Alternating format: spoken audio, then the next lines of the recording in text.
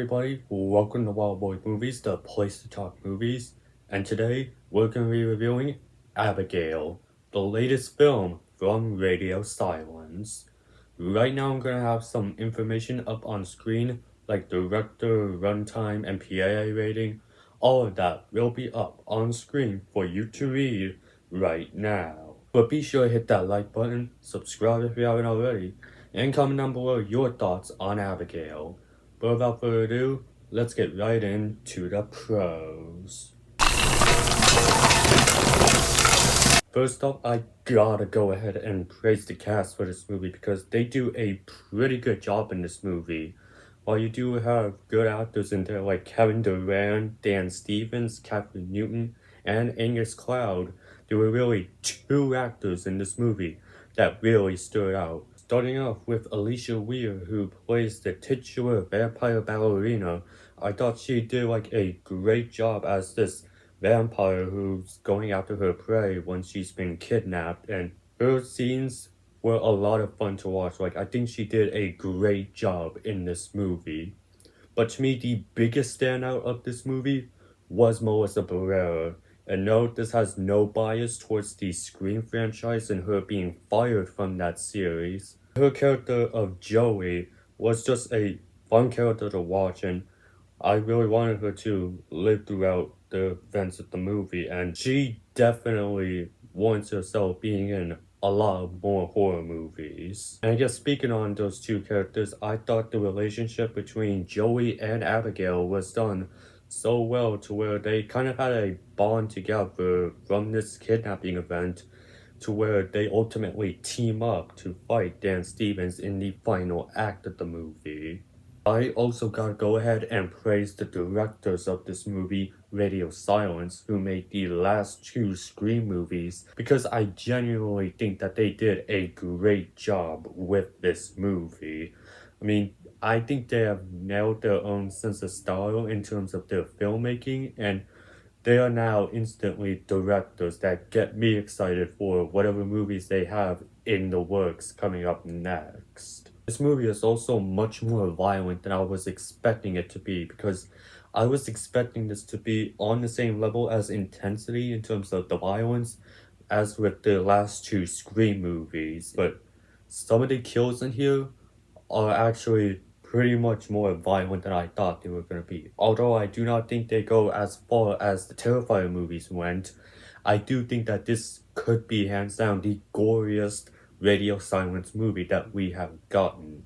And that's coming from someone who has not seen Radio Not yet, which I do plan to after watching Abigail, because I genuinely think that these directors did do a great job. But in terms of the violence, I was kind of surprised by how grotesque and gruesome that the movie ended up being. I also do think that the pacing of the movie was kind of well done, because it took that time to establish our characters and why they decided to kidnap this young vampire. And also took the time to get us to care the characters, so when the action starts, we have some suspense on whether or not they will make it out or not.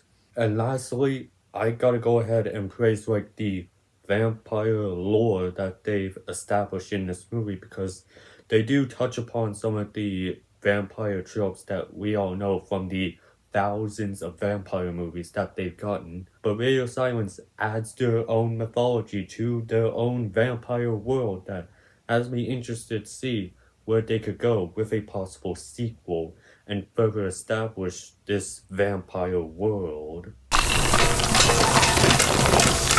And they also have some twists and turns in this movie that honestly I did not expect coming, but were actually very great reveals in my opinion. So yeah, I think that Abigail is another great addition to Radio Silence's filmography, with some interesting additions to the vampire lore, as well as some fun action and two great leads of Melissa Barrera and Alicia Weir. But that doesn't mean that there aren't any negative things I have to say about this movie, leading me to the cons. Okay, first off, I do think that it does take a little bit before we get into the vampire mayhem of this movie. And while I do think it is a good thing because it establishes the characters and gets us to care about them, it did kind of drag a bit for me because I came here to see a vampire ballerina hunt down some kidnappers. Like those first 30 minutes were there just to establish the characters and why they were there. So I think it's after the 30-minute mark that something starts to go down and it starts to really pick up. And lastly, Dan Stevens. Now, I actually think that he was a great character in the movie, but it's what they did with his character in the last act that I'm kinda negative on because by the end of the movie, Giancarlo Esposito turns Dan Stevens into a vampire, and he's essentially the main villain of the last act of the movie.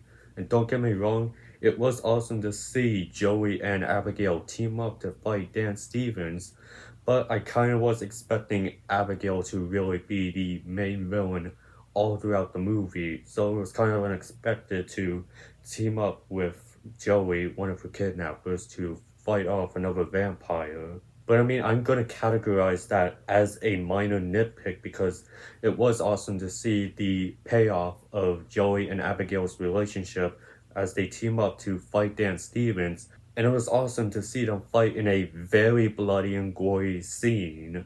It's just an aspect that I'm kind of mixed on. And that's really about it for the cons. I honestly thought that this was another winner for Radio Silence, and I definitely cannot wait to see what they do next in the horror genre. So for my scorecard, I'm gonna give Abigail 4 stars, with the score out of 10 being 8.3 out of 10, with the percentage being 83%, with a grade of B, with my final verdict being a great vampire movie. But that was my thoughts on Abigail. I want to hear from you guys. What did you think about this movie? Go ahead and comment down below your thoughts, and while you're at it, be sure to hit that like button, subscribe if you haven't already, and I will see you in the next video, and have a great day.